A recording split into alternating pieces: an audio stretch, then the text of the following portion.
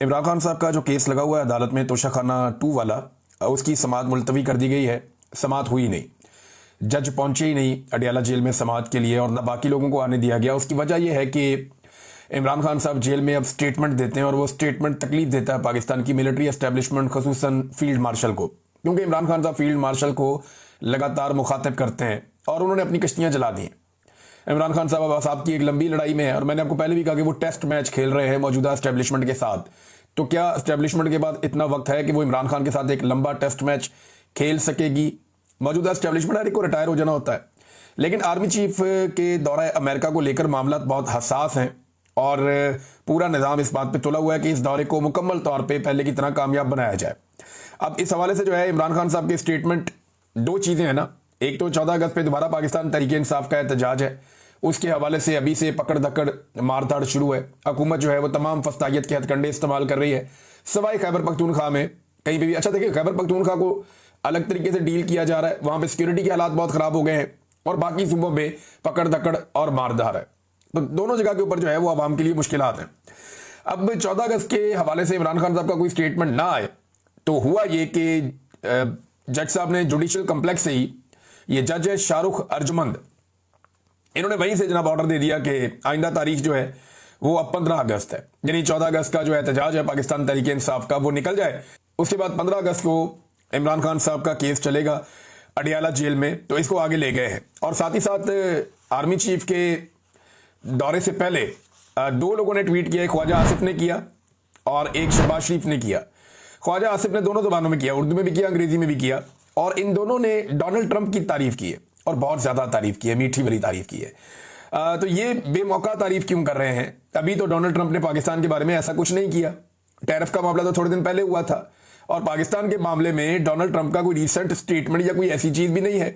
लेकिन अजरबैजान और आर्मीनिया को लेकर पाकिस्तान के वजीर दिफा और पाकिस्तान के वजीर आजम दोनों ने एक एक ट्वीट किया है। बाकी दुनिया को इस बात की इतनी परवाह नहीं है, लेकिन पाकिस्तान इस वक्त अमेरिकी कैंप में पूरी तरह से डोनाल्ड ट्रंप की गोद के मजे ले रहा है और पाकिस्तान के वजीर दिफा और वजीर आजम ने उस वक्त डोनाल्ड ट्रंप की तारीफों के पुल बांधे हैं जिस वक्त फील्ड मार्शल जो है वो अमेरिका जा रहे हैं। तो अब आप खुद ही समझदार है कि सारी चीजें एक साथ कैसे होती है। तहरीक इंसाफ ने नादरीन एक चीज शो की है, वो मैं आपको दिखाता हूं। ये आर्टिफिशियल इंटेलिजेंस का कमाल है। ये एक नहीं है, 2-3 तस्वीरें सोशल मीडिया पे गर्दिश कर रही हैं कि इमरान खान साहब मीटिंग कर रहे हैं और ये एक पुलिस वाला मेज के नीचे घुसा हुआ है, एक पर्दे के पीछे छुपा हुआ है। तो इस किस्म की आर्टिफिशियल इंटेलिजेंस की कुछ तस्वीर जो है वो सोशल मीडिया पे गर्दिश कर रही और वहां दिखाया जा रहा है कि जनाब ये छोटी सी मेज है, इसके नीचे पुलिस वाला छुपा हुआ है, आधा नजर आ रहा है हर तरफ से। तो यहां छुपकर कैसे एक पूरी साजिश को बेनकाब किया जा सकता है? यानी ये कैसे मुमकिन है कि पुलिस वाला उसी कमरे में मौजूद हो जहां पे इमरान खान साहब एक बड़ी घिनौनी किस्म की मुबैना तौर पर साजिश कर रहे थे। अब मैंने पाकिस्तान तहरीक इंसाफ के वकला को भी कहा कि इमरान खान के कमरे में वहां पे तो मैं भी गया हुआ हूं और मैंने वो देखा हुआ है जहां पे वो मीटिंग इमरान खान करते थे सबसे। जिस ड्राइंग रूम की पुलिस वाले बात कर रहे हैं उस ड्राइंग रूम में मैं भी गया हूं और बेशुमार मजीद सहाफी और लोग गए। हजारों लोग मेरे ख्याल में इमरान खान साहब से इंटरेक्शन करते थे हर महीने, तो बहुत सारे लोग वहां जाते रहे। अब इमरान खान साहब रोजाना तो फर्नीचर चेंज करते नहीं थे, उनका तो जब तक फर्नीचर फट नहीं जाता, सोफे फारग नहीं हो जाते, टूट फूट नहीं हो जाती, तब तक वो चेंज नहीं करते। तो वहां पे वो सामान आज भी पड़ा हुआ होगा और वहीं पे होना चाहिए, क्योंकि इमरान खान साहब की गिरफ्तारी के बाद किसने उसको बदलना है।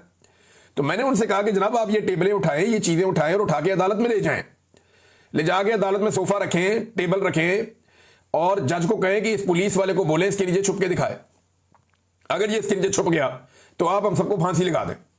छोटी छोटी टेबलें हैं वहां पे, वो बड़ी टेबल थी नहीं ऐसी जिसके नीचे बंदा ऐसे छुप जाए और पूरा गायब भी हो जाए, नजर ही ना आए। और ना कोई ऐसे पर्दे बिछे हुए थे कि जिनके अंदर नीचे बंदा घुस जाएगा। ये कोई शादी वाला वो माहौल तो नहीं बना हुआ था कि बड़े से हाल के अंदर बहुत बड़ी बड़ी गोल टेबलें होती हैं जिनके ऊपर पूरे पूरे पर्दे लटकने होते हैं, जिनके नीचे अंदर बंदा घुस जाए तो बंदा बाद में नजर नहीं आता है। कोई डाइनिंग टेबल जैसी सूरत हाल हो, बहुत बड़ी कोई डाइनिंग टेबल है जिसके नीचे बंदा घुस जाए तो वो अंदर नजर नहीं आता, किसी के पैरों पे भी टच नहीं होता। बड़ी अजीबोगरीब किस्म की ये कहानी सुनाई गई है और अदालत ने इस कहानी पे यकीन करते हुए फैसला भी दे दिया। अब आर्टिफिशियल इंटेलिजेंस के जरिए से जो काम पाकिस्तान तहरीक इंसाफ कर रही है, ये काम पाकिस्तान तहरीक इंसाफ प्रैक्टिकली कर सकती थी। अभी भी उठाएं टेबल सामने रख के अलीमा खान प्रेस कॉन्फ्रेंस करें कि ये वो टेबल है जिसके नीचे पुलिस वाला छिपा हुआ था। अब बताएं पुलिस वाला इसके नीचे छुप के दिखाए ना कि इसके नीचे बंदा कैसे छुप सकता है। बहरहाल एक और नाज़रीन खबर है और ये बड़ी इंटरेस्टिंग है। अब भारतीय डिफेंस की जानिब से भी एक दावा सामने आया और ये भारतीय एयर चीफ है। भारतीय एयर चीफ ने बहुत अजीबोगरीब दावा कर दिया है और ये मज़ाक़ा खेज दावा है। इनका नाम है जी अमरप्रीत सिंह। अमरप्रीत सिंह जो है वो भारतीय एयर चीफ है और इनके दौर में भारत के तैयारे पाकिस्तान ने गिराए, तबाही फेर दी इंडियन एयरफोर्स की और इंडियन तैयारे जो हैं वो एक एक करके गिरे। राफेल तैयारे की तबाही करवा के वहाँ फ्रांस की मार्केट भी डाउन कर दी और चाइना का बहुत फ़ायदा हो गया इसमें। तो जनाब अब वो ये कह रहे हैं कि जी हमने भी पाकिस्तान के 6 तैयारे तबाह किए थे। इतने महीने गुजर गए, मई के महीने में लड़ाई हुई थी, जून जुलाई, अब ये अगस्त चल रहा है। 3 महीने के बाद इंडियन एयर चीफ आता है और वो आकर कहता है जी हमने भी इंडिया पाकिस्तान के तैयारे तबाह किए थे। तो दुनिया पागल है कि मान लेगी ये बात? भाई जब तबाह किए थे तब बताना चाहिए था। कहते जी हमारे पास सबूत है, हमने पाकिस्तानी तैयारे तबाह किए थे, कुछ हमने हवा में तबाह कर दिए थे, कुछ खड़े हुए भी हमने तबाह कर दिए थे, और एक पाकिस्तान का कोई बड़ा सर्वेलेंस वाला तैयारा है वो भी हमने तबाह कर दिया था। हाँ, ये पाकिस्तान के साथ हुआ था कराची मेहरान एयरबेस पे, जब हमारा एक बड़ा तैयारा तबाह किया गया था जो बहुत कीमती था। वो उस वक्त एक हुआ था हमारे साथ वाकया, लेकिन ये बिल्कुल झूठ है, इसका कोई सबूत इनके पास नहीं है। और पाकिस्तान का जो एक्शन था जिसमें इंडियन तैयारे गिरे हैं वो पूरी दुनिया के अंदर सब लोग मानते हैं। अमेरिकी सदर कहता है बार बार इनके तैयारे गिर गए, उनको शर्मिंदा करते हैं, उनकी अपनी पार्लियामेंट के अंदर सब कहते हैं। तो इंडिया बहुत बुरी तरह एक्सपोज हुआ। वो अपने लोगों को खुश करने के लिए प्रोपेगेंडा चला रहे हैं क्योंकि हमारी आवाज इंडिया तक पहुंचती नहीं है। इन्होंने हमारे सारे चैनल्स इंडिया में ब्लॉक कर दिए। इंडिया में क्या, इधर हमारे पाकिस्तानी एस्टेब्लिशमेंट ने पाकिस्तान में भी ब्लॉक कर दिए। ये हालात पैदा कर दिए गए। अच्छा, जो इंडियन क्लेम है उसके बाद किसी किस्म का दुनिया से कोई भी किसी किस्म का रद्द-ए-अमल भी नहीं आया, क्योंकि लोगों को इस बात का आइडिया है कि ये आदमी ने बंगी मारी है और अपने लोगों के बीच में बैठ के एक बड़क मारी है, इसकी कोई हैसियत है नहीं। हकीकत से इसका दूर दूर तक कोई ताल्लुक नहीं है।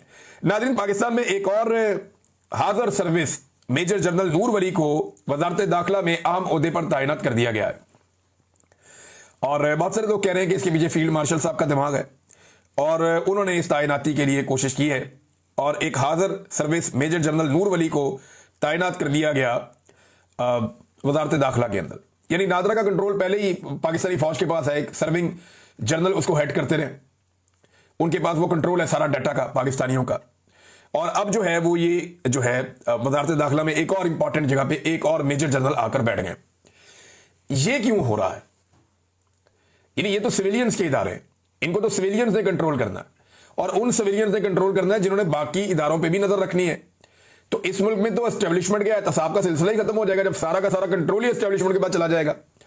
तो आहिस्ता आहिस्ता हो यह रहा है कि तमाम इदारों में अपने बंदे बिठाने के बाद पाकिस्तान की मिलिट्री एस्टेब्लिशमेंट आहिस्ता आहिस्ता पाकिस्तान के हर इदारे को अपने कंट्रोल में ले रही है। उन्हें ऐसा लगता है कि जितना अच्छा उनका कंट्रोल होगा पाकिस्तान के तमाम इदारों पे, उतने बेहतर अंदाज में वो अपनी मर्जी के फैसले कौम के ऊपर मुसल्लत कर सकेंगे।